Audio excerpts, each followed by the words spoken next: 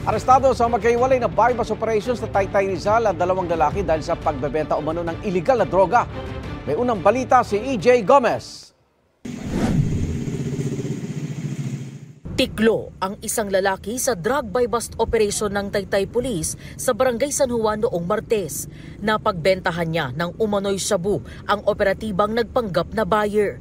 Ayon sa pulisya, matagal nilang minanmana ng high-value individual target.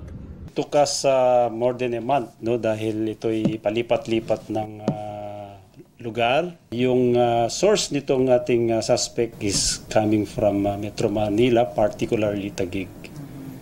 At dito po yung area of operation po sa bayan ng Taytay.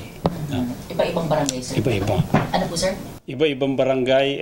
Nakumpiska sa sospek ang 30 gramo ng shabu na nagkakahalaga ng mahigit 200,000 piso. Na-recover din ang isang kalibre 38 na baril at mga bala nito. Tumangging magbigay ng pahayag ang sospek na si alias Moha.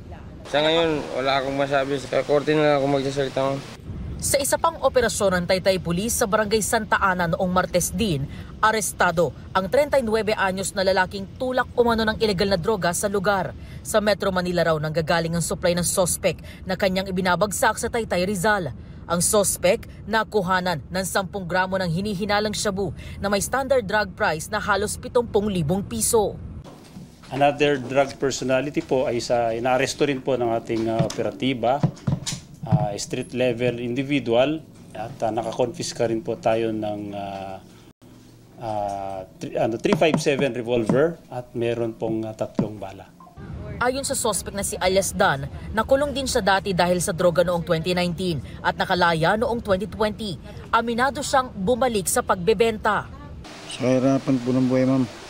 Dahil po sa ma'am, hindi na po makapaghanap ng maayos na trabaho, ma'am. Nang tanungin ukol sa nakuhang baril sa kanya, sabi niya, Korte na lang po magpaliwanag, ma'am.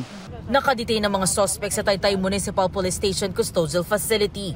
Maharap sila sa kasong paglabag sa Republic Act 9165 o Comprehensive Dangerous Drugs Act of 2002. Ito ang unang balita. EJ Gomez para sa GMA Integrated News.